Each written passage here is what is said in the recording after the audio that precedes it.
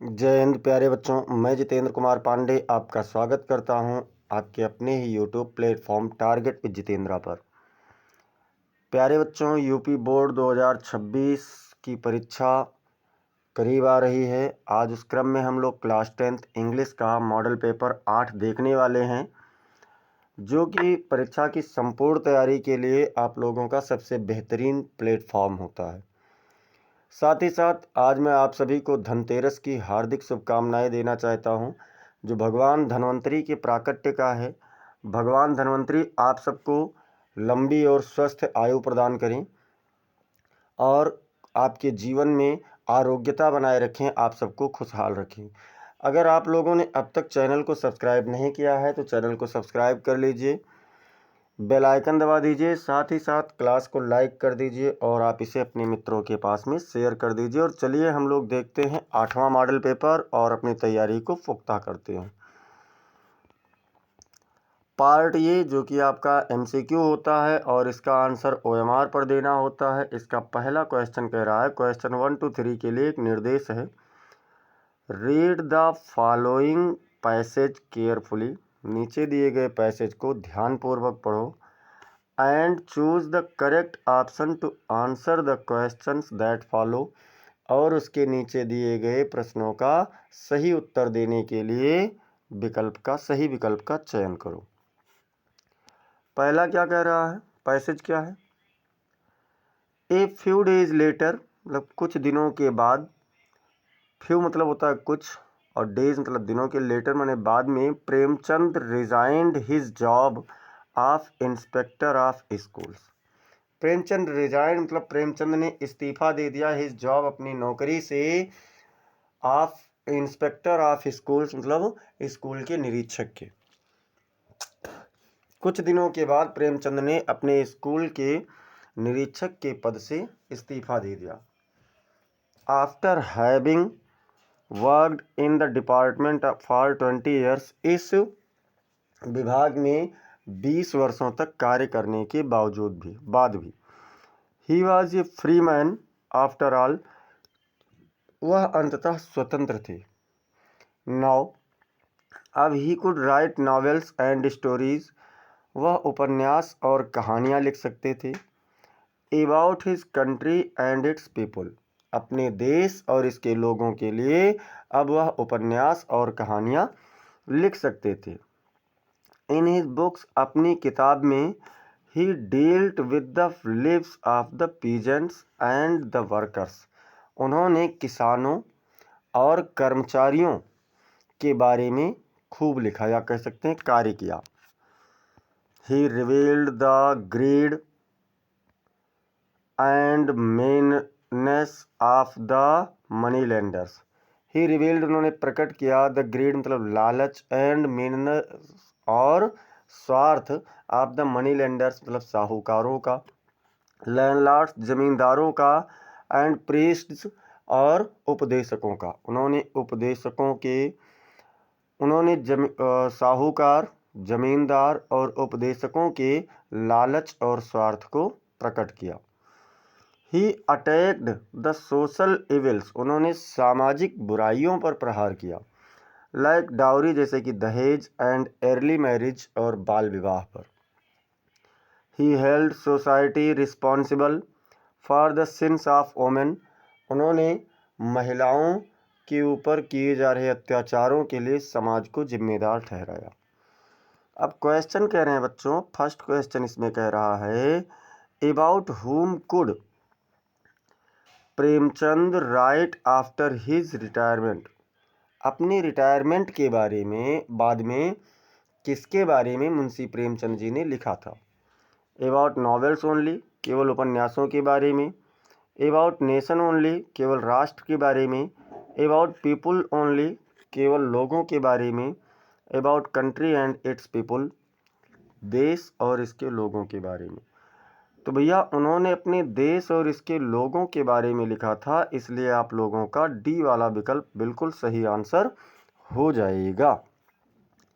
Question number 2 कह रहा है, 2 नंबर, कि whom did he hold responsible for the sins of women, महिलाओं के ऊपर हो रहे अत्याचार के लिए उन्होंने किसे जिम्मेदार ठहराया था? गवर्नमेंट यानी सरकार को, या कंट्री अर्थात देश को, या फिर सोसाइटी यानी समाज को, या पेरेंट्स यानी माता पिता को। तो किसे जिम्मेदार ठहराया भैया? उन्होंने समाज को जिम्मेदार ठहराया था, सोसाइटी को ठहराया था, इसलिए सी वाला विकल्प आपका बिल्कुल सही आंसर हो जाएगा। क्वेश्चन नंबर 3 कह रहा है which word in the passage is the opposite of hid. Hid का अपोजिट कौन सा है? हिड मतलब क्या होता है? तो हिड का मतलब होता है छिपाया, और इसका अपोजिट इस पैसेज में कौन सा है? अटैक्ड है, या फिर रिवील्ड है, या रिजाइंड है, या फिर हेल्ड है। तो अटैक्ड मतलब हमला किया, रिवील्ड मतलब प्रकट किया, रिजाइंड मतलब इस्तीफा दे दिया, और हेल्ड मतलब ठहराया। अब देखिए बच्चों, इसमें हिड का पूछ रहा है। हिड मतलब छिपाया होता है, हाइड का सेकंड फॉर्म है, तो इसलिए रिवील्ड यहाँ पर आपका सही ऑप्शन हो जाएगा बी वाला विकल्प। अब हम लोग चलते हैं क्वेश्चन नंबर 4 to 8 के लिए। निर्देश है, क्या निर्देश है भैया? Choose the correct option to answer the following. नीचे दिए गए प्रश्नों का उत्तर देने के लिए सही विकल्प का चयन कीजिए। और इसमें क्या कह रहा है? The train had left, train जा चुकी थी, द स्टेशन मतलब स्टेशन से जा चुकी थी, बिफोर ही, उसके अब क्या होगा? अराइव्ड होगा, या फिर हैड अराइव्ड होगा, या हैज़ अराइव्ड होगा, या अराइव्स होगा। तो बच्चों देखिए, इसमें एक आप लोगों का पास्ट परफेक्ट में बना हुआ है, और बिफोर आफ्टर का प्रयोग हुआ है।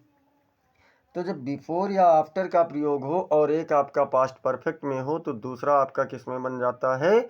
पास्ट इंडेफिनिट में बन जाता है, इसलिए आपका ए वाला विकल्प बिल्कुल सही ऑप्शन हो जाएगा, अराइव्ड हो जाएगा। अब देखते हैं प्रश्न संख्या 5। क्वेश्चन नंबर 5 कह रहा है इफ़ यू वांट फूड, यदि तुम भोजन चाहते हो, तो यू आर, आप क्या हैं? हंग्री हैं यानी भूखे हैं, या फिर प्रेशराइज्ड हैं मतलब आप तनाव चिंता महसूस कर रहे हैं, या डिमांडिंग मतलब आप मांगने वाले हैं, या जस्टिफाइड आप न्याय करने वाले हैं। तो बच्चों जाहिर सी बात है, अगर आप भोजन चाह रहे हैं तो आपको भूख लगी हुई है, तो ए वाला विकल्प आपका बिल्कुल सही आंसर हो जाएगा। Question number 6। क्वेश्चन नंबर 6 कह रहा है rearrange the following word clusters. नीचे दिए गए शब्द समूहों को पुनः व्यवस्थित कीजिए to make a meaningful sentence, एक अर्थपूर्ण वाक्य बनाने के लिए। अब देखिए वर्ड क्लस्टर क्या है? गोइंग है, क्या है? गोइंग है, वी है, आर है, टाट है, to be lesson, good, a, him, by. ध्यान रखना प्रश्नवाचक चिन्ह अंत में लगा है, यानी वाक्य आपका प्रश्नवाचक बनेगा। Are we to be going taught a good lesson by him, या फिर are we going to be taught a good lesson by him, या फिर तीसरा ऑप्शन क्या कह रहा है? Are to be going we taught a good lesson by him, या फिर वी आर टाट। अब देखिए ये तो गलत हो गया क्योंकि ये क्वेश्चन वर्ड है ही नहीं पहले। अब इस 3 में से हमें देखना है, तो 3 में से बच्चों हम जब अगर टू बी लगाएंगे तो टू बी के बाद में वर्ब की थर्ड फॉर्म होनी चाहिए, तो ये भी गलत हो गया। और इसी नियम को अगर हम फॉलो करें तो यहाँ पर भी आप देखिए इसमें भी वी के बाद में टू बी है, गोइंग है, यानी कि ये भी गलत हो गया। तो क्या हो जाएगा? इसका बी वाला ऑप्शन आपका बिल्कुल सही आंसर हो जाएगा। Are we going to be taught a good lesson by him. Question number 7। Question number 7 कह रहा है, क्या कह रहा है? Which of the following words is misspelled. नीचे दिए गए शब्दों में से कौन सा मिसस्पेल्ड है, गलत स्पेलिंग वाला है? ए क्लेम है, या फिर क्लासिकल है, या ए सर्टेन है, या फिर सोशलिस्ट है। जिसकी स्पेलिंग गलत हो, ए क्लेम बिल्कुल सही स्पेलिंग लिखा हुआ है, क्लासिकल भी सही लिखा हुआ है, और सोशलिस्ट भी सही लिखा हुआ है। ए सर्टेन गलत है, तो ए सर्टेन की सही स्पेलिंग क्या होगी? ASCERTAIN। ए सर्टेन की सही स्पेलिंग क्या होगी बच्चों? ASCERTAIN, ये आपका सही होगा। अब चलते हैं क्वेश्चन नंबर 8। क्वेश्चन नंबर 8 क्या कह रहा है? क्वेश्चन नंबर 8 कह रहा है मंकीज वी आर जंपिंग, बंदर कूद रहे थे, dot dot one branch to another, मतलब एक शाखा से दूसरे पर। यहाँ विथ होगा या फिर बाई भरा जाएगा या इनटू भरा जाएगा या फ्रॉम भरा जाएगा। तो बच्चों जाहिर सी बात है, बंदर कूद रहे थे तो एक शाखा से दूसरे शाखा पर कूदेंगे, अर्थात डी वाला विकल्प आपका बिल्कुल सही आंसर हो जाएगा। Question number 9। क्वेश्चन नंबर 9 और 10 के लिए निर्देश दे रहा है, इंस्ट्रक्शन है read the passage given below, नीचे दिए गए पैसेज को पढ़ो and choose the correct option to answer the questions that follow, और उसके नीचे दिए गए प्रश्नों का उत्तर देने के लिए सही विकल्प का चयन करो। अब देखिए यहाँ पर पैसेज क्या है। तो पैसेज कह रहा है ही फेल्ट सर्टेन, उसने निश्चित रूप से महसूस किया, दैट कि his wings would never support him, उसके पंख कभी भी उसका मदद नहीं करेंगे। सो इसलिए ही बेंड हिज हेड, इसलिए उसने अपना सिर झुकाया, and ran away back to the little hole, और उस छोटे से छिद्र की ओर वापस तेजी से दौड़ा। अब अंडर द लेज, चट्टान के नीचे जो छिद्र था, where he slept at night, जहाँ पर वह रात में सोया हुआ था। कौन से पार्ट से है आप लोग कमेंट सेक्शन में बताइए, और क्लास को लाइक और शेयर भी करते रहिए। Even when each of his brothers and his little sister, even when यद्यपि, ईच ऑफ हिज ब्रदर्स उसके प्रत्येक भाई, एंड हिज लिटिल सिस्टर और उसकी छोटी बहन, हुज विंग्स जिनके पंख, वियर फार शार्टर अधिक छोटे थे, देन हिज आउन उसके खुद के, जिनके पंख उसके पंख की अपेक्षा अधिक छोटे थे, रैन टू द ब्रिंक किनारे तक दौड़े थे, फ्लैप्ड दियर विंग्स अपने पंखों को फड़फड़ाया, एंड फ्लू अवे और दूर उड़ गए थे। He failed to muster up करेज, वो अपने साहस को इकट्ठा करने में असफल हो गया, टू टेक दैट प्लंग, उस उड़ान को भरने में, which appeared to him so desperate, जो उसे बहुत निराशाजनक प्रतीत होती थी। अब क्वेश्चन नंबर 9 नंबर कह रहा है बच्चों, द सीगल फेल्ट सर्टेन। पहले आपको बता दें पार्ट कौन सा है, तो आप लोगों ने पढ़ा होगा टू स्टोरीज अबाउट फ्लाइंग, जिसमें पहली कहानी है हिज फर्स्ट फ्लाइट, तो ये हिज फर्स्ट फ्लाइट वाले से है। The seagull felt certain that his wings would never support him, उस पक्षी ने, समुद्री पक्षी ने महसूस किया कि उसके पंख कभी भी उसका मदद नहीं करेंगे। सजेस्ट दैट, ये क्या सुझाव देता है? He would come down if he flies, यदि वह उड़ेगा तो वह नीचे आ जाएगा, या he would not be able to fly, वह कभी भी नहीं उड़ सकेगा, या he would go far away, वह दूर चला जाएगा, या he would be able to fly, वह उड़ सकेगा। तो उसने क्या सोचा था? उसने ये सोचा था कि यदि वह उड़ेगा तो उसके पंख, मतलब वह नीचे गिर जाएगा, अर्थात उसके पंख उसका मदद नहीं करेंगे। ए वाला विकल्प आपका बिल्कुल सही ऑप्शन हो जाएगा। Question number 10। क्वेश्चन नंबर 10 कह रहा है बच्चों कि फेल टू मस्टर अप करेज, साहस इकट्ठा करने में असफल हो गया, मीन्स मतलब इसका अर्थ क्या है? बिकेम करेजियस अर्थात साहसी बन गया, या बिकेम ब्रेव अर्थात बहादुर बन गया, या बिकेम डिससेटिस्फाइड अर्थात असंतुष्ट हो गया, या फिर बिकेम डिसहर्टेंड मतलब निराश हो गया। तो यह अपने साहस को नहीं इकट्ठा कर पाया है, तो साहसी और बहादुर तो हो ही नहीं सकता। अब बात करें असंतुष्ट की, तो ये भी नहीं हो सकता है, क्योंकि वह डिसहर्टेंड हो गया था, अर्थात उसका जो दिल था वह बहुत ही ज़्यादा बैठ चुका था, यानी भयभीत हो गया था। क्वेश्चन नंबर 11 टू 13 के लिए कह रहा है choose the correct option to answer the following questions, नीचे दिए गए प्रश्नों का उत्तर देने के लिए सही विकल्प का चयन कीजिए। क्वेश्चन नंबर 11 क्या कह रहा है? नेवर इन हिज, फिर डॉट डॉट है, as a postman had he known that address, मतलब एक डाकिया के रूप में कभी नहीं उसने जाना था। किस में भैया? लाइफ में, यानी जीवन में, या टाइम में, या फिर करियर में, या ऑफिस में। तो आप लोगों को बता दें, ये आप लोगों का लेंचो वाले पार्ट से है, डाकिया के लिए कहा जा रहा है, जिसमें कैरियर शब्द का प्रयोग हुआ है। तो आपका सी वाला विकल्प सही ऑप्शन हो जाएगा।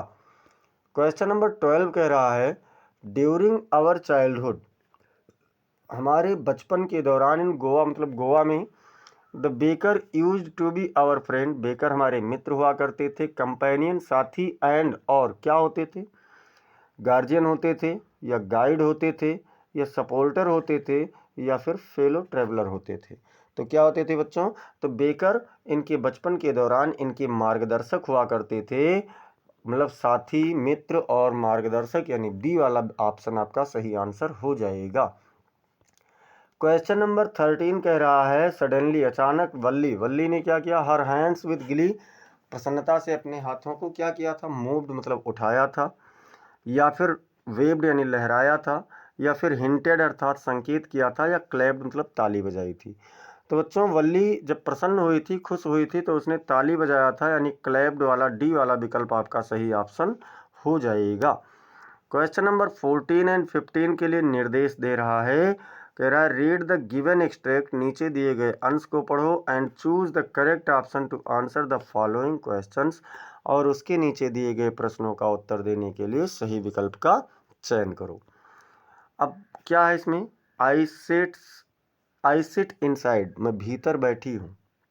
लेखिका कहती है कि मैं भीतर बैठी थी। डोर्स ओपन टू द वरांदा, जिसके दरवाजे वरांदे की ओर खुलते थे। राइटिंग लॉन्ग लेटर्स, लंबे पत्रों को लिखते हुए। इन विच, जिसमें I scarcely mention the departure, मैं बहुत मुश्किल से प्रस्थान को उनके सम्मिलित कर पाई। Of the forest from the house, घर से जंगल की ओर जो उनका प्रस्थान था उसे मैं बहुत मुश्किल से ही सम्मिलित कर पाई हूँ। द नाइट इज फ्रेश, देख लेते हैं यहाँ से। द नाइट इज फ्रेश, रात ताजी है। द होल मून साइंस, पूरा चंद्रमा चमक रहा है। इन ये स्काई स्टिल ओपन, अभी भी एक खुले हुए विस्तृत आकाश में चंद्रमा पूरी तरीके से चमक रहा है। The smell of leaves and lichen, मतलब पत्तियों और शैवालों की सुगंध। Still reaches like a voice, अभी भी एक आवाज़ की तरह पहुंचती है। इनटू द रूम्स, कमरों में पहुंच रही है। एक पोएम है द ट्रीज, ये उसी पोएम से लिया गया है आप लोगों का।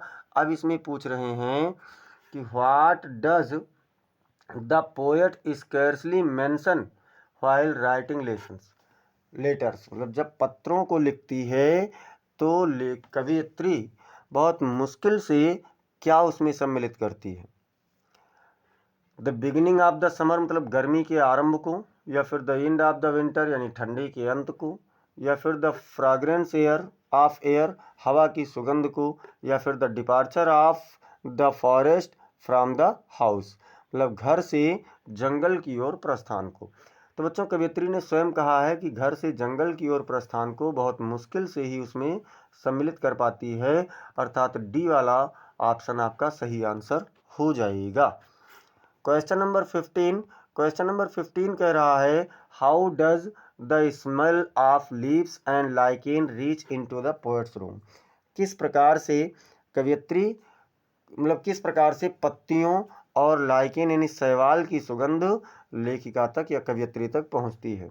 लाइक ए बर्ड यानी एक पक्षी की तरह, लाइक ए नॉइज एक आवाज़ की तरह, सुर की तरह, या फिर लाइक ए फ्लावर एक फूल की तरह, या लाइक ए वॉइस एक आवाज़ की तरह। तो बच्चों एक आवाज़ की तरह बताया है, यानी कि डी वाला विकल्प आपका सही ऑप्शन हो जाएगा। क्वेश्चन नंबर 16 टू 20 के लिए निर्देश है और कह रहा है choose the correct option to answer the following question, नीचे दिए गए प्रश्नों का उत्तर देने के लिए सही विकल्प का चयन कीजिए।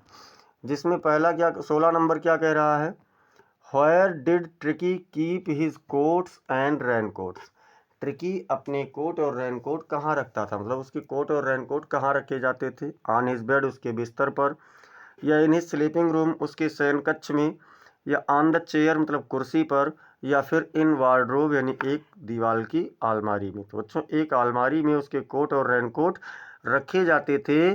डी वाला विकल्प आपका सही ऑप्शन हो जाएगा। क्वेश्चन नंबर 17 कह रहा है, what did Ausable bring to Paris from Boston, Ausable Boston से पेरिस के बोस्टन से पेरिस के लिए क्या लाया था? ए वंडरफुल प्लांट मतलब एक अद्भुत पेड़ पौधा, या फिर ए वन ब्यूटीफुल चेयर एक सुंदर कुर्सी, या अमेरिकन एसेंट मतलब अमेरिकी उच्चारण, या फिर सम स्ट्रेंज थिंग्स कुछ विचित्र चीज़ें। तो बच्चों वो अमेरिकी उच्चारण को बोस्टन से लेकर के आया था, इसलिए सी वाला विकल्प आपका सही ऑप्शन हो जाएगा। क्वेश्चन नंबर 18, क्वेश्चन नंबर 18 कह रहा है what did Griffin choose to wander, what time did Griffin choose to wander about London. London में घूमने के लिए ग्रिफिन ने कैसा समय चुना था? ए बैड टाइम मतलब एक बुरा समय, या फिर एक गुड टाइम एक अच्छा समय, या फिर ए सुटेबल टाइम यानी एक उचित समय, या एन अनसुटेबल टाइम एक अनुचित समय। तो बच्चों जब लंदन में ग्रिफिन घूमने के लिए समय चुन रहा था तो वह एक ठंडी के समय में था, और जब कपड़े सब निकाल देता था तभी अदृश्य हो पाता था, इसलिए वह समय उसके लिए अनुचित था, अर्थात डी वाला विकल्प आपका बिल्कुल सही ऑप्शन हो जाएगा। क्वेश्चन नंबर 19, क्वेश्चन नंबर 19 कह रहा है who uttered a cry of astonishment, मतलब आश्चर्य के एक शब्द को, एक चीख को कौन बोला? एमिमी लाइजल, या फिर एमिमी फॉरेस्टियर, या फिर लाइजल्स हस्बैंड, या फॉरेस्टियर्स हस्बैंड। तो बच्चों प्रसन्नता से कौन चीखा था? एमिमी लाइजल। जब उन्होंने वो हीरो वाला हार देखा तो आश्चर्य से वह चीख उठी थी, तो श्रीमती लाइजल थी। ए वाला विकल्प आपका बिल्कुल सही ऑप्शन हो जाएगा। क्वेश्चन नंबर 20 20 नंबर कह रहा है why was Ramlal worried about भोली, रामलाल भोली के बारे में चिंतित क्यों था? भोली वाज बैड टेम्पर्ड मतलब भोली क्रोधित भाव वाली थी, या फिर भोली वाज वेरी साई भोली बहुत शर्मीली थी, या फिर भोली had neither good looks nor intelligence यानी भोली का ना तो अच्छा शरीर था और ना ही उसकी अच्छी बुद्धि थी, या भोली वाज टोटली इलिटरेट भोली पूरी तरीके से निरक्षर थी। तो भैया पूरी तरीके से निरक्षर तो नहीं थी क्योंकि पढ़ने गई थी, तो क्या होगा? भोली का ना तो अच्छा दिख रही थी और ना ही उसके पास बुद्धि थी, यानी सी वाला विकल्प आपका बिल्कुल सही ऑप्शन हो जाएगा। अब पार्ट नंबर 20 में कह रहा है, पार्ट बी आपका डिस्क्रिप्टिव आ जाता है लिखने वाला, जिसमें पहला क्वेश्चन कह रहा है, एक बार सभी लोग क्लास को लाइक और शेयर कर दीजिए और देखते हैं कि पार्ट बी का फर्स्ट क्वेश्चन क्या कह रहा है।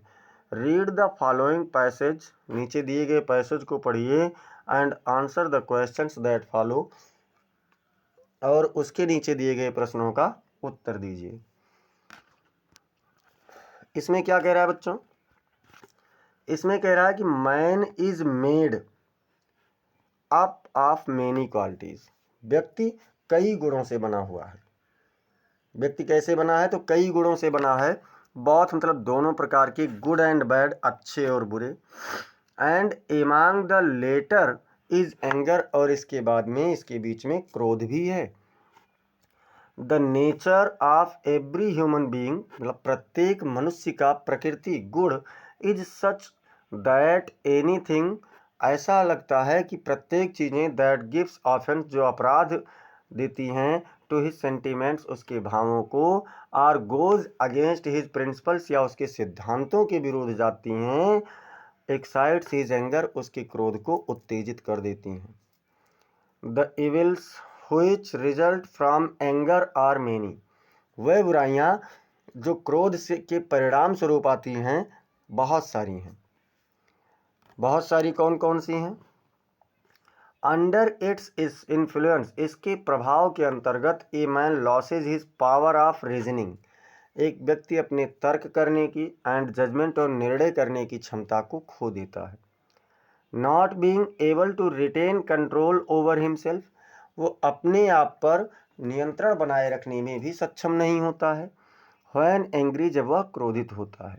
ही डज नॉट नो वह नहीं जानता है, व्हाट ही इज डूइंग कि वह क्या कर रहा है, आर सेइंग या क्या कह रहा है। अंडर इट्स इन्फ्लुएंस इसके प्रभाव के अंतर्गत, a man is so much put off his balance, एक व्यक्ति अपने नियंत्रण को बहुत अधिक खो देता है, that he forgets his duty towards his superiors जिससे वह अपने उच्च अधिकारियों के प्रति अपने कर्तव्यों को भूल जाता है। And may even go to the extent of saying things, और वो इन चीज़ों को कहने के लय में इतना अधिक आगे जा सकता है which are extremely insulting to them, जो उनका अत्यधिक अपमान करने वाली होती हैं। When anger gets the better of man, जब एक किसी अच्छे व्यक्ति को क्रोध आता है, he is capable of committing the worst crimes, तो वह सबसे बुरा अपराध करने में भी सक्षम हो जाता है, अर्थात कर देता है। And there is nothing to be surprise, और इसमें आश्चर्यचकित होने की कोई भी बात नहीं है। At if under its evil influences, इसकी वह इसके बुरे प्रभावों में आता है। ही कमिट्स मर्डर, तो वह हत्या भी कर देता है, कि यदि वह इसके बुरे प्रभाव में आ जाए तो वह हत्या भी कर सकता है, जो सबसे अच्छा व्यक्ति होता है। अब इसमें क्वेश्चन नंबर फर्स्ट पूछ रहा है बच्चों कि what quality does excite man's anger, कौन से गुण एक व्यक्ति के क्रोध को बढ़ा देते हैं, कौन से गुण होते हैं जो एक व्यक्ति के क्रोध को बढ़ाते हैं। तो क्या होता है बच्चों, आंसर देखते हैं। Anything that gives offence to his sentiments, कोई भी चीज़ जो उसके भावों को आपराधिक बना देती है, अर्थात चुनौती देती है। Or goes against his principles, या उसके सिद्धांतों के विरुद्ध जाती है। एक्साइट्स मैन्स एंगर, वह व्यक्ति के क्रोध को भड़का देती है, उत्तेजित कर देती है। बी नंबर कह रहा है कि what does a man loss under the influence of anger, एक व्यक्ति क्रोध के प्रभाव के अंतर्गत क्या खो देता है। तो under the influence of anger मतलब क्रोध के अंतर्गत a man loses his power of reasoning and judgement, एक व्यक्ति अपने तर्क करने के साथ साथ निर्णय करने की क्षमता को खो देता है। अगला क्या कह रहा है बच्चों, तो सी नंबर क्वेश्चन है कि what is the worst crime that a man commits, वह कौन सा सबसे बुरा अपराध है जो एक व्यक्ति कर सकता है when he is beyond the control of anger, जब वह क्रोध के नियंत्रण की सीमा से परे हो जाता है। तो the worst crime that a man commits, सबसे बुरा अपराध जिसे एक व्यक्ति कर देता है, when he is beyond the control of anger is murder, जब वह अपने क्रोध के नियंत्रण से परे हो जाता है तब करता है। वो क्या है बच्चों, तो क्रोध में किया जाने वाला अपराध हत्या है। अगला पैसेज कह रहे हैं कि which word in the passage में कौन सा शब्द है is the opposite of irrationally मतलब तर्कहीनता, इरेशनली मतलब तर्कहीनता का अपोजिट शब्द कौन सा लिया गया है। तो द वर्ड रीजनिंग मतलब जो रीजनिंग शब्द है यानी तार्किक शब्द है, is the opposite of irrationally, यही इरेशनलिटी का क्या है, अपोजिट है। क्वेश्चन नंबर 2 कह रहा है बच्चों कि write a letter to your mother, अपनी माँ को एक पत्र लिखिए, गिविंग हर योर इम्प्रेशन, उन्हें अपने भावों को देते हुए, व्हाट यू लाइक कि तुम क्या पसंद करते हो, and what you don't like in your college, और तुम अपने कॉलेज में क्या नहीं पसंद करते हो। इस चीज़ के बारे में आपको बताना है अपनी माता जी को, तो चलिए देख लेते हैं। डियर मदर, प्रिय माँ, आई होप मैं आशा करता हूँ, this letter finds you well कि यह पत्र तुम्हें अच्छे से प्राप्त होगा। I wanted to share with you my impression, मैं आपके साथ अपने भावों को बांटना चाहता हूँ, about college so far, college के बारे में, जहाँ तक कि मैं कॉलेज के बारे में अपने भावों को आपके साथ में बांटना चाहता हूँ। I really like the diversity of courses, मैं वास्तव में कोर्स की विविधता को बहुत अच्छी पसंद करता हूँ। वी हैव, जो हमारे पास है, and the flexibility to choose electives that interest me, और चयन करने वाले विषयों को चुनने में जो हमारी लचीलापन है, या कह सकते हैं थोड़ा सा छूट है, उसे भी मैं, जिसमें हमारी रुचि हो उसे चुनने की हमारी जो छूट है उसे भी मैं बहुत अधिक पसंद करता हूँ।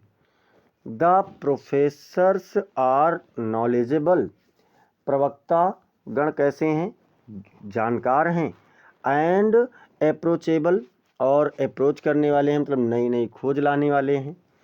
Which makes learning really engaging, जो सीखना वास्तव में बहुत अधिक हम लोगों को सीखने में संलग्न बनाए रहता है। I also appreciate the campus facilities, मैं यहाँ की इस कैंपस की सुविधाओं की भी प्रशंसा करना चाहता हूँ। Specially the library and sports complexes, विशेष रूप से पुस्तकालय और जो खेल विभाग है उसके लिए। व्हाट आई डोंट लाइक, जो मैं नहीं पसंद करता हूँ, एज मच अधिक, इज़ द हैवी वर्कलोड, वह बहुत भारी कार्य है, एंड टाइट डेडलाइंस, और सख्त नियम हैं। समटाइम्स, कभी कभी, इट फील्स, ऐसा ओवरवेलमिंग, ये हमें भाव विभोर महसूस कराता है। एंड आई विश, और मैं चाहता हूँ, there were more resources for managing stress, कि इस चिंता को नियंत्रित करने के लिए अधिक संसाधन हों। Also I find some of the administrative processes, इसमें मैं कुछ प्रशासनिक प्रक्रिया को पाता हूँ, a bit bureaucratic and frustrating, मतलब जैसे थोड़ा सा आधिकारिक और निराशाजनक मैं पाता हूँ। ओवरऑल, अंततः यह सब मिला करके, आई एम इंजॉइंग, मैं आनंद ले रहा हूँ, कॉलेज, मतलब इस कॉलेज का, एंड लर्निंग ए लॉट, और बहुत अधिक सीख रहा हूँ, बहुत दोनों तरीके से, एकेडमिकली एंड पर्सनली, मतलब कि संस्थागत और व्यक्तिगत रूप से भी। I would love to hear your thoughts, मैं आपके विचारों को सुनना पसंद करूँगा, एंड एडवाइस, और जो आप सुझाव देंगी उसे भी पढ़ना पसंद करूँगा, on how to navigate these challenges, की इन चुनौतियों का सामना कैसे किया जाए। योर लविंग सन, आपका प्रिय बेटा, नाम आपको नहीं लिखना है। अच्छा, ये डेट इधर डालना चाहिए था लेकिन इधर सेट हो गया है, कोई बात नहीं, आप उसको कर लेना।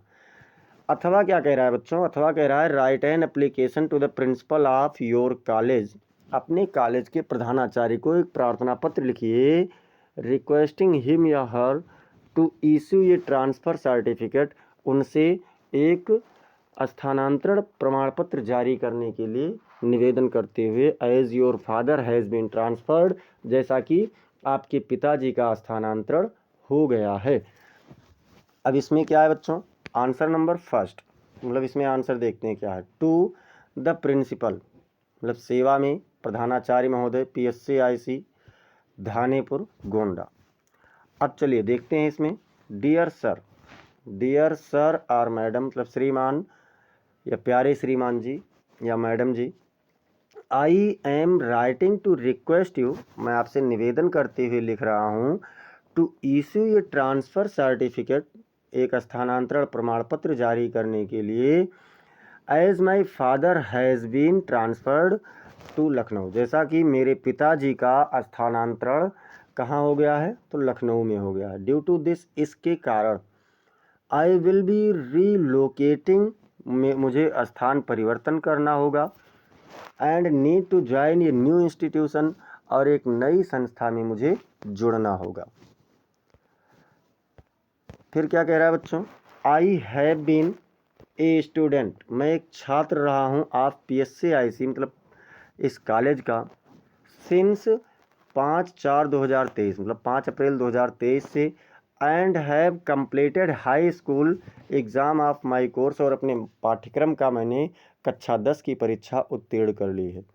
आई वुड बी ग्रेटफुल, मैं आभारी रहूँगा, if you could issue my transfer certificate at the earliest, यदि आप मेरे स्थानांतरण प्रमाण पत्र को जल्द से जल्द जारी कर देंगे। I have cleared all my dues, मैंने अपने सारे भुगतान जमा कर दिए हैं, and have no outstanding obligation to the college, और कॉलेज के प्रति मेरी कोई भी जिम्मेदारी या फीस जमा करने की कोई भी देय मेरे ऊपर नहीं है। आई वुड अप्रिसिएट इट, मैं इसकी प्रशंसा करूँगा, if you could expedite the process, यदि आप इस प्रक्रिया को पूरी कर दें। Thank you for your understanding and support, आपके समझने के लिए और आपको मेरा मदद करने के लिए धन्यवाद। योर एविडेंटली, आपका आज्ञाकारी शिष्य, यहाँ पर XXX कर देंगे, क्लास 11, क्योंकि इस समय आप क्लास 11 में होंगे जब 10 का एग्ज़ाम कर चुके हैं। तो डेट आज का डालेंगे, यानी जिस दिन परीक्षा होगा उस दिन का। इसके बाद में अब हम लोग चलते हैं क्वेश्चन नंबर 3 पर। और क्वेश्चन नंबर 3 क्या कह रहा है बच्चों? राइट ये रिपोर्ट ऑन ये विजिट टू ये हॉस्पिटल। एक अस्पताल भ्रमण पर एक रिपोर्ट लिखिए इन अबाउट 80 to 100 वर्ड्स, 80 से 100 शब्दों में। इसमें हिंट्स में क्या क्या है? इंट्रोडक्शन है, an age of hospitals and nursing homes है। इसके बाद में यानी फिर क्या है? Number of hospitals in the area you visited, उस क्षेत्र के और अस्पताल जहाँ पर आप गए। बिल्डिंग एंड मैनेजमेंट, मतलब यहाँ का भवन और कह सकते हैं कि व्यवस्थाएं। योर इम्प्रेशन, आपका भाव क्या है? तो चलिए देख लेते हैं आंसर में। आई रिसेंटली विजिटेड, मैं हाल ही में भ्रमण पर गया था। ए हॉस्पिटल इन आवर लोकेलिटी, अपने क्षेत्र के एक अस्पताल में मैं हाल ही में भ्रमण पर गया था। Hospitals have become an essential part of modern health care, अस्पताल आधुनिक स्वास्थ्य देखभाल के एक महत्वपूर्ण हिस्सा बन गए हैं। Providing medical facilities to patients, रोगियों को औषधीय सुविधा प्रदान करते हुए। द हॉस्पिटल आई विजिटेड, वह अस्पताल जिसमें मैं गया था, वाज वेल इक्विप्ड, बहुत अच्छे से सुसज्जित था, यानी कह सकते हैं वहाँ पर उपकरण बहुत थे। विद मॉडर्न फैसिलिटीज़, आधुनिक व्यवस्थाओं के साथ। And staffed by experienced doctors and nurses, और वहाँ पर जो स्टाफ थे वो अनुभवी डॉक्टर और नर्स थे। The building was clean and well maintained, जो भवन था वो साफ था और अच्छे से सुसज्जित था। भवन साफ और अच्छे से सुसज्जित था। विथ ये team of management overseeing it's operations, मतलब एक टीम के साथ, जहाँ पर इसमें मैनेजमेंट की एक टीम थी जो इसकी देखभाल किया करते थे। I was impressed by the dedication of the staff, मैं यहाँ पर स्टाफ के समर्पण से बहुत अधिक प्रभावित था। मैं स्टाफ के समर्पण से बहुत ज़्यादा प्रभावित हुआ। And the quality of care provided to patients, और जो रोगियों को प्रदान की जाने वाली, ध्यान देने वाली जो गुण थे, उससे भी मैं बहुत अधिक प्रभावित हुआ। द हॉस्पिटल्स हैड ये पॉजिटिव एटमॉस्फेयर, हॉस्पिटल यानी अस्पताल का एक सकारात्मक वातावरण था। विद पेशेंट्स रिसीविंग ट्रीटमेंट, वहाँ पर जो रोगी थे वह उपचार जो प्राप्त कर रहे थे। And care in A comfortable environment, और एक आरामदायक वातावरण में उनका जैसा ध्यान रखा जा रहा था। ओवरऑल, अंततः, it was A valuable experience, यह एक कैसा था? तो बहुमूल्य या कह सकते हैं कीमत तुल्य अनुभव था। And I appreciated the importance of hospital in our community, और मैं अपने समुदाय में अस्पतालों के महत्व का प्रशंसा करता हूँ। अथवा क्या कह रहा है बच्चों? अथवा यहाँ पर एक क्वेश्चन और है, मतलब दोनों में से आपको एक करना होता है। राइट एन आर्टिकल ऑन को एजुकेशन, मतलब सह शिक्षा पर आप एक लेख लिखिए इन अबाउट 80 to 100 वर्ड्स, 80 से 100 शब्दों में। हिंट क्या है? Its impact on both girls and boys, मतलब लड़के और लड़कियों पर इसका प्रभाव। इम्पोर्टेंस ऑफ एजुकेशन, शिक्षा का महत्व। को एजुकेशन मतलब सह शिक्षा। इट्स यूजेज, इसका उपयोग। इट्स मिस यूजेज, इसका दुरुपयोग। और कंक्लूजन यानी कि निष्कर्ष। चलिए देखते हैं बच्चों। सभी लोग क्लास को लाइक और शेयर करते रहिए, सभी लोग लाइक शेयर करते रहिए, लाइक शेयर नहीं रुकना चाहिए। को एजुकेशन मतलब सह शिक्षा। ए सिस्टम, एक ऐसी प्रथा है where boys and girls study together, जहाँ पर लड़के और लड़कियाँ एक साथ साथ पढ़ते हैं। Has a profound impact on both genders, ये दोनों लिंगियों पर बहुत प्रभावशाली प्रभाव डालता है।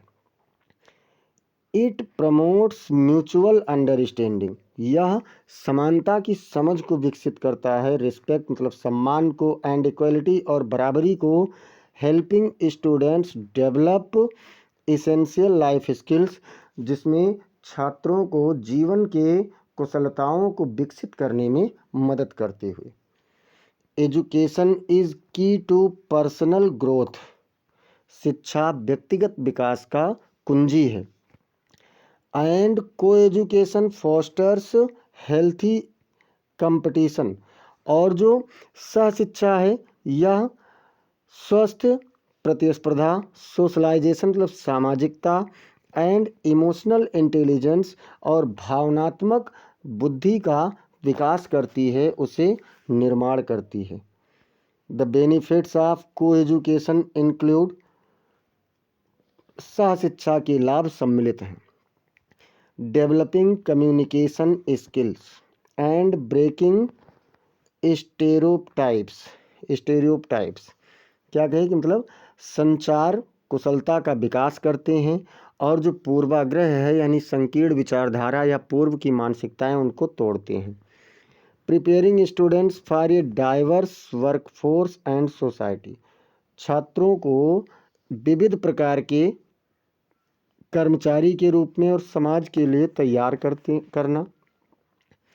इनकरेजिंग टीम वर्क मतलब टीम वर्क समूह कार्य के लिए उन्हें प्रोत्साहित करना। कोलाबोरेशन एंड एम्पैथी मतलब जो रिक्तता है उसको पूरा करने के लिए और सहयोगात्मक भावना का विकास करना। प्रोमोटिंग जेंडर इक्वलिटी मतलब लैंगिक समानता को विकसित करना। एंड चैलेंजिंग ट्रेडिशनल रोल्स और पारंपरिक भूमिका को चुनौती देना।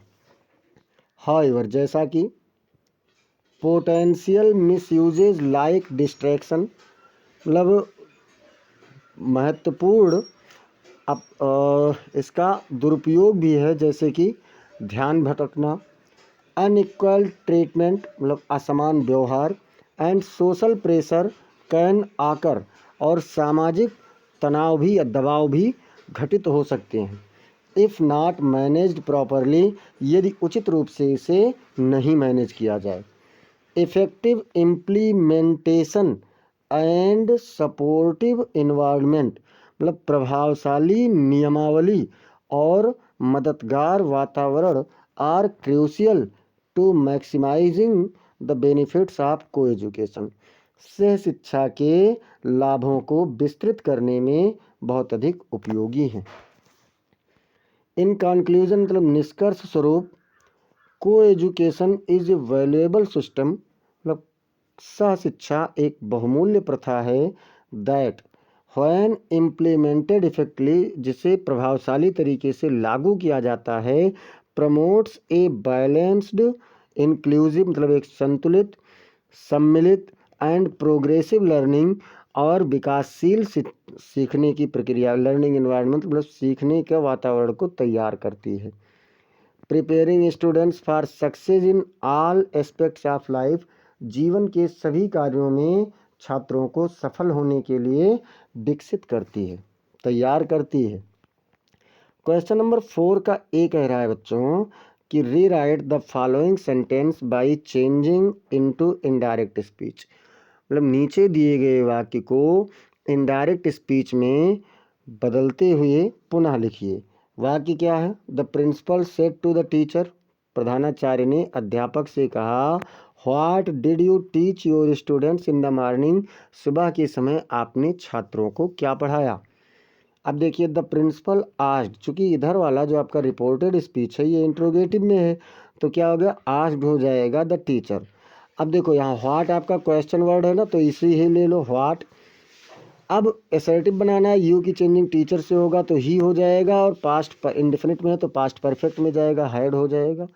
टीच का थर्ड फॉर्म टाट हो जाएगा, his students in the morning. यानी the principal asked the teacher what he had taught his students in the morning, ये आप लोगों का बन जाएगा।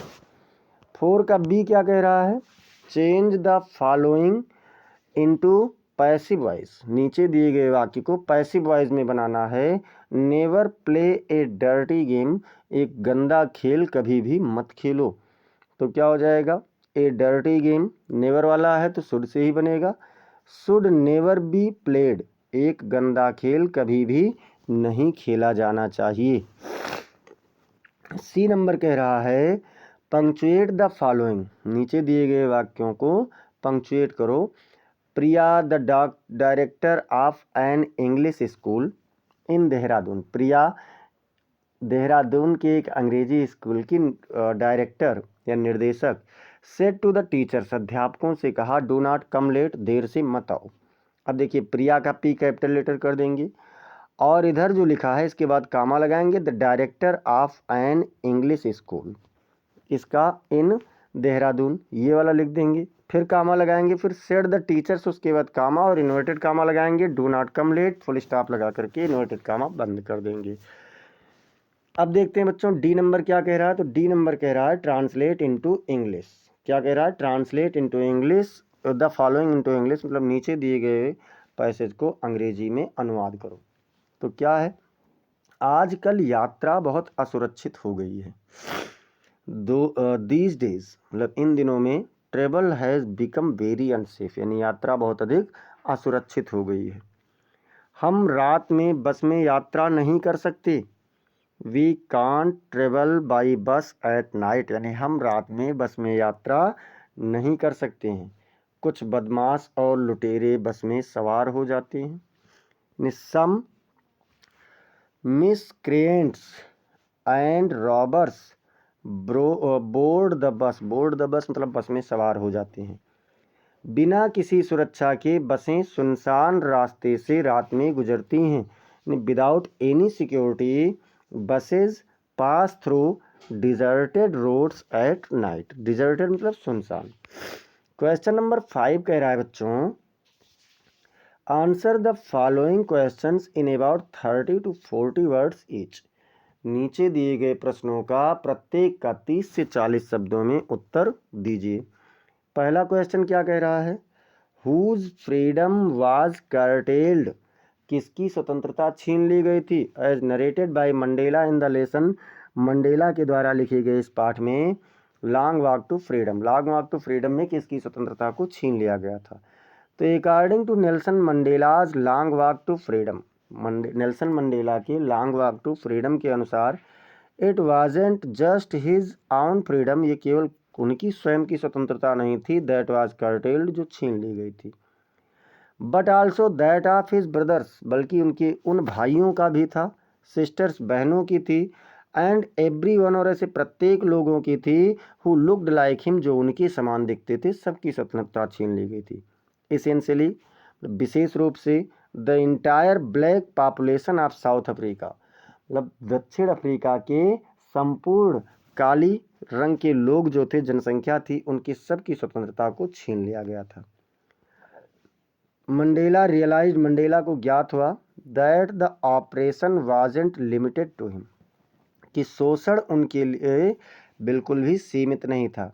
It was a broader issue, ये एक बहुत विस्तृत इशू था, या कह सकते हैं कमी थी, affecting his community and people, जो उनके समुदाय और उनके लोगों को प्रभावित कर रही थी, उनकी जनता को प्रभावित कर रही थी। अथवा क्या कह रहा है बच्चों, what was the distance of the town from Valli's village and its fare for one side, एक तरफ से वल्ली के गांव का किराया कितना था और बस की मतलब वल्ली के गांव से शहर की दूरी कितनी थी, दोनों बताना है। तो the town was 6 miles away from Valli's village, शहर वल्ली के गांव से 6 मील की दूरी पर था।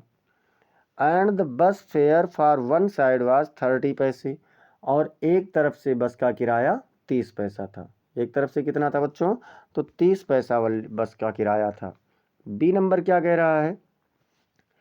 मतलब दोनों में से कोई एक करना था। बी वाला क्या कह रहा है? When and where did the writer's mother emigrated, मतलब लेखिका की माँ कब और कहाँ प्रवास कर गई। एनी फ्रैंक वाले पार्ट से है, और कह रहे हैं एनी फ्रैंक्स मदर, मतलब एनी फ्रैंक की माँ एडिथ फ्रैंक हॉलैंडर, मतलब एडिथ फ्रैंक हॉलैंडर उनका नाम था। इमाइग्रेटेड टू हॉलैंड, हॉलैंड चली गई थी with her husband Otto Frank in 1933, मतलब अपने पति ओटो फ्रैंक के साथ 1933 में वह हॉलैंड चली गई थी। अथवा मान लो इसे नहीं कर पा रहे हैं तो इसको कर देना। क्या कह रहा है, for what purpose were the writer and his friend going to Basra, मतलब लेखक और उसके मित्र बासरा किस उद्देश्य से जा रहे थे। The writer and his friend मतलब लेखक और उसके मित्र वेयर हेडिंग टू बासरा, मतलब बसरा की ओर जा रहे थे। To visit the consulate general, मतलब कॉन्सुलेट जनरल में मिलने के लिए जा रहे थे। And collect and answer their mail from Europe, और यूरोप से आए हुए अपने पत्रों को, संदेशों को इकट्ठा करने और उनका उत्तर देने के लिए जा रहे थे। अब क्वेश्चन नंबर 6 कह रहा है, क्वेश्चन नंबर 6 क्या है बच्चों, answer any one of the following in about 60 words, किसी भी एक का आप लगभग 60 शब्दों में उत्तर दीजिए। How did Mandela's hunger for freedom change his life, Mandela की स्वतंत्रता की चाह ने उनके जीवन को कैसे परिवर्तित कर दिया। चलिए देख लेते हैं। मंडेलाज हंगर फॉर फ्रीडम मतलब मंडेला की स्वतंत्रता की भूख ने ट्रांसफर्ड हिज लाइफ, उनके जीवन को परिवर्तित कर दिया। ड्राइविंग हिम टू चैलेंज एपार्थीड, मतलब जो रंगभेद की चुनौती थी उसको सामना करने का उन्हें चुनौती दिया, मतलब उन्हें सक्षम बनाया। एंड फाइट फॉर इक्वलिटी, और समानता के लिए संघर्ष करने में सक्षम बनाया। दिस डिजायर फॉर फ्रीडम, स्वतंत्रता के लिए ये इच्छा, led him to join the African National Congress, उन्हें अफ्रीकी राष्ट्रीय कांग्रेस जुड़ने के लिए आगे ले गई। इंड्योर इम्प्रिजनमेंट, उन्हें जेल में भी पहुंचाया। एंड प्रिजर्व थ्रू हार्डशिप्स, और कठिनाइयों से उन्हें बचाया। हिज क्वेस्ट फॉर फ्रीडम, उनकी स्वतंत्रता की चाह, ultimately change south Africa's course, पूरी तरीके से दक्षिण अफ्रीका के दृश्य को बदल दिया।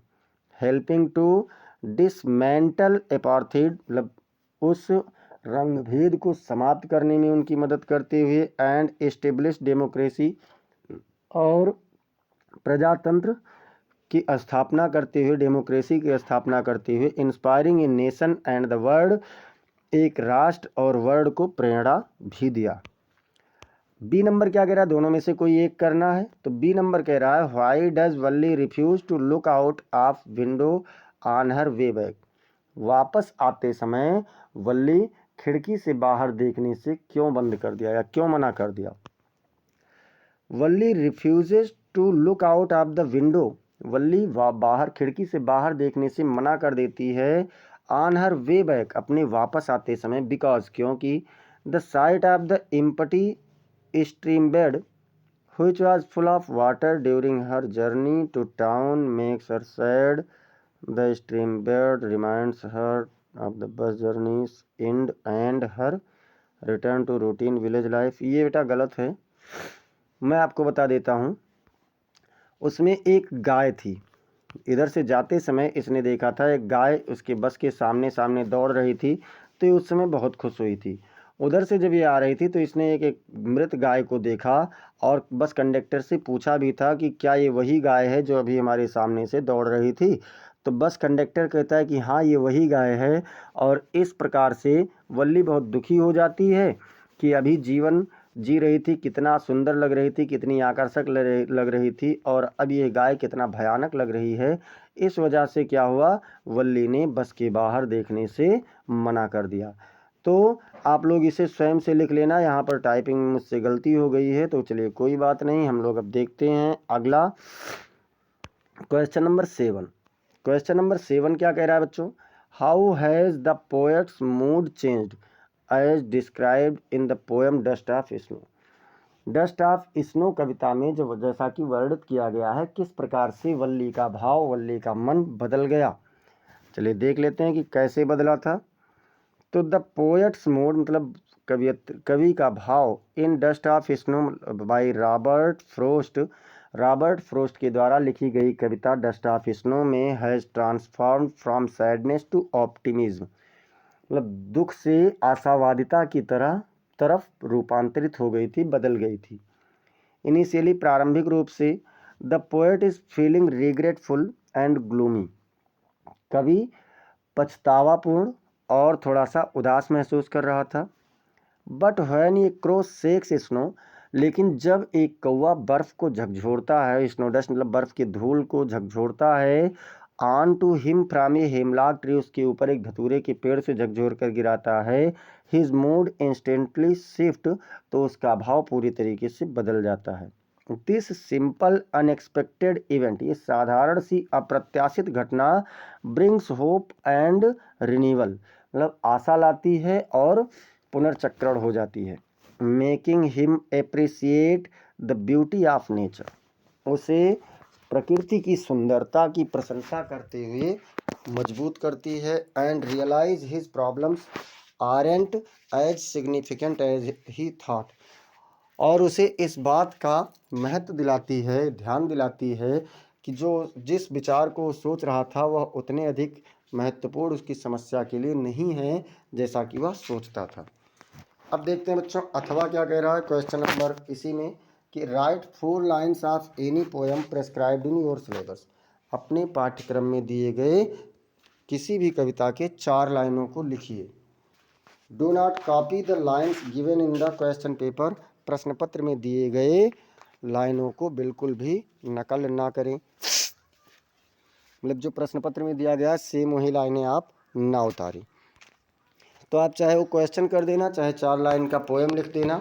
क्वेश्चन नंबर 8 कह रहा है right the central idea of any one of the following poems, आप नीचे दिए गए कविताओं में से किसी एक का केंद्रीय भाव लिखिए। इन अबाउट 40 to 50 वर्ड्स, मतलब 40 से 50 शब्दों में। पोएम कौन कौन सा है? A tiger in the zoo है, how to tell wild animals है, द ट्रीज है, मतलब 3 पोएम है, इसमें से कोई एक लिखना है। तो चलिए हम लोग देखते हैं ए टाइगर इन द जू का क्या कह रहा है। A tiger in the zoo, the poem highlights the contrast between the tiger's natural habitat, मतलब ये कविता बाघ के प्राकृतिक आवास and its confinement in a zoo, और चिड़ियाघर के एक पिंजड़े में इसके बंद होने के बीच जो विरोध है उसे दर्शाती है। The tigers life is restricted, बाघ का जीवन प्रतिबंधित है। And it longs for freedom, और ये स्वतंत्रता के लिए इंतजार करता है। Show casing the impact of human actions, मतलब मनुष्य के द्वारा जो किए गए कार्य हैं उसको दिखाते हुए। ऑन वाइल्ड लाइफ, जीवन मतलब जंगली जीवों के ऊपर जो अत्याचार हो रहे हैं। And the importance of preserving natural habitats, और प्राकृतिक आवास को संरक्षण करने की महत्व को भी यह दर्शाता है। इसके बाद में क्वेश्चन नंबर 9, तो क्वेश्चन नंबर 9 कह रहा है बच्चों कि answer any one of the following in about 30 to 40 words, मतलब किसी भी एक का आप 30 से 40 शब्दों में उत्तर दे दीजिए। और क्या कह रहा है 30 से 40 शब्दों में उत्तर देने के लिए? पहला क्वेश्चन कह रहा है why was the thief Hari Singh grateful to Anil, Hari Singh चोर अनिल के प्रति आभारी क्यों था? तो देखते हैं भैया, Hari Singh was grateful to Anil, Hari Singh Anil के प्रति आभारी था बिकॉज, क्योंकि Anil had taken him in, Anil ने उसे भरोसे में ले लिया था, भीतर ले लिया था घर में अपने। Taught him to write his name, उसे उसका नाम लिखना सिखाया। And treated him with kindness, और उसके साथ दयालुता के साथ व्यवहार किया। Providing him with food and shelter, उसे भोजन और आवास प्रदान करते हुए। डिस्पाइट, इसके बावजूद, Hari's intentions to steal from him, जो हरी का उससे चोरी करने का भाव था उसे भी बदल दिया। अनिल्स जेनरसिटी एंड, मतलब चोरी के बावजूद भी उसने क्या किया था, ये सब व्यवहार किया था। Anil's generosity and trust, Anil की उदारता और भरोसे ने had a profound impact on Hari Singh, Hari Singh के ऊपर एक ज़बरदस्त प्रभाव डाला। अब 2 में से एक ही करना है तो बी वाला भी देख लेते हैं। What should one do to quieten dogs as experienced by Horace Denby, मतलब होरेस डेनबी के अनुसार आपको एक कुत्ते को शांत रखने के लिए क्या करना होता चाहिए उसके अनुभव के अनुसार। तो according to Horace Danby's experience, Horace Denby के अनुभव के अनुसार, one way to quieten dogs, मतलब कुत्ते को जो शांत कराने का एक सबसे अच्छा तरीका है, इज टू विसिल सॉफ्टली, धीमे से सीटी बजाओ। This approach work for him, ये उसके लिए कार्य करता था। As the dogs became quiet, जिससे कुत्ते शांत हो जाते हैं। And didn't bother him further, और उसे आगे मतलब परेशान नहीं करते हैं। थोड़ा सा इसमें चाहिए तो ये भी लिख दीजिए कि और उसे उसके सही नाम से पुकार लो। अब देखते हैं बच्चों इसमें कौन सा, तो 10वां क्वेश्चन और लास्ट क्वेश्चन है। अब तक जिन लोगों ने क्लास को लाइक नहीं किया है वे सभी लोग क्लास को लाइक कर दीजिए और शेयर कर दीजिए। 10वां कह रहा है answer any one of the following in about 60 words, आप किसी भी एक प्रश्न का उत्तर 60 शब्दों में दीजिए। अब ए वाला क्या कह रहा है, are people like Anil and Hari Singh found only in fiction or in real life also, क्या अनिल और हरी सिंह जैसे लोग केवल उपन्यासों कहानियों में ही पाए जाते हैं या वास्तव में भी पाए जाते हैं। Give your opinion on the basis of the lesson the thieves story, चोर की कहानी वाले पाठ के आधार पर अपने भावों को, अपने विचारों को दीजिए। तो देखते हैं भैया क्या कह रहा है। People like Anil and Hari Singh can be found in real life, Anil और हरी सिंह जैसे लोग वास्तविक जीवन में भी पाए जा सकते हैं, नॉट जस्ट फिक्शन, केवल कहानियों में ही नहीं। The lesson the thieves story portrays complex human characters, मतलब ये जो चोर की कहानी पाठ है इसमें मनुष्य के मिश्रित गुणों का वर्णन किया गया है विथ रिलेटेबल मोटिवेशंस, एक संबंधित प्रेरणा के साथ में, एंड इमोशंस और भावों के साथ में। Anil's kindness and Hari's transformation, मतलब अनिल की दयालुता और हरी का रूपांतरण, सो मतलब दिखाता है that real life individuals can exhibit similar traits, कि जो वास्तविक जीवन है उसमें भी ऐसे ही गुण आ सकते हैं। Making the stories theme and characters billable and grounded in reality, और इस कहानी के विषय वस्तु और गुणों को थोड़ा सा कह सकते हैं भरोसे में लेने के लिए इसको वास्तविकता से जोड़ा भी है। अब देखते हैं बच्चों बी वाला क्वेश्चन, मतलब दोनों में से एक करना है तो चाहे उसे कर दीजिएगा, ए वाला चाहे बी वाला। और बी वाला क्या कह रहा है, what are the qualities that go into the making of a scientist, वो कौन से गुण हैं जो एक वैज्ञानिक बनने में होने चाहिए। अब ये सभी बच्चों आप लोगों को दिया गया है और पढ़ाया भी जाएगा। 5वां पाठ आप लोगों का है कौन सा, तो उसमें है मेकिंग ए साइंटिस्ट, एक पाठ ही है उसी से है। The qualities that contribute to making a scientist include, मतलब एक वैज्ञानिक बनाने में वह गुण जो योगदान देते हैं सम्मिलित हैं, कौन कौन से हैं। क्यूरियसिटी, मतलब उत्सुकता and a desire to learn, और सीखने की एक इच्छा होनी चाहिए। एनालिटिकल एंड क्रिटिकल थिंकिंग, मतलब विश्लेषणात्मक और कह सकते हैं एक विवरणात्मक सोच होनी चाहिए। परसिस्टेंस एंड पेशेंस, मतलब दृढ़ता और धैर्य in the face of challenges, चुनौतियों के सामना करने में होनी चाहिए। Creativity and innovative problem solving, मतलब रचनात्मकता और नवाचार समस्या को हल करने में होना चाहिए। Attention to detail and accuracy, इसके विवरण और शुद्धता पर ध्यान होना चाहिए।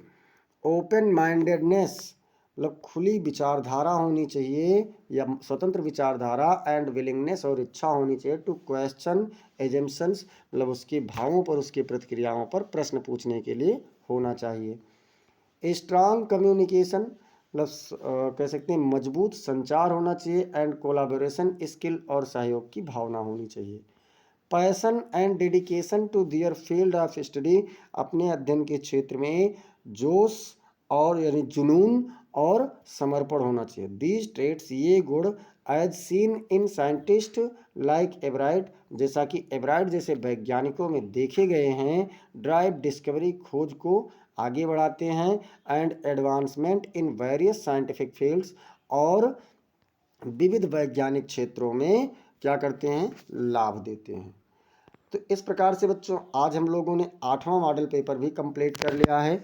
और आप लोग अगर अब तक चैनल को सब्सक्राइब नहीं किए हैं तो पहली बात तो आपने बहुत गलत किया है मेरे साथ, क्योंकि आपको सारी चीज़ें यहाँ से दी जा रही हैं। और यकीन मानिए SST भी आप लोगों का बहुत जल्द ही मैं शुरुआत कर दूंगा। साथ ही साथ सब्सक्राइब कीजिए, बेल आइकन दबाइए, जिससे सभी क्लासेज आप प्राप्त कर सकें।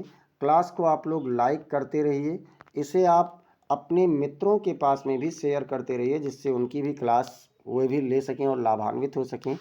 और क्या है बच्चों, कमेंट आप लोग ज़रूर करके मुझे बताते रहें कि आपको क्लास कैसी लगी है। अगर कोई सुझाव की आवश्यकता है तो उसे भी आप लोग कमेंट सेक्शन में बताइए, उस पर सुधार किया जाएगा, आपके सुझाव को सम्मान दिया जाएगा। आपका एक एक कमेंट मेरे लिए बहुमूल्य है। मिलते हैं फिर अगली क्लास में, तब तक के लिए जय हिंद, जय भारत।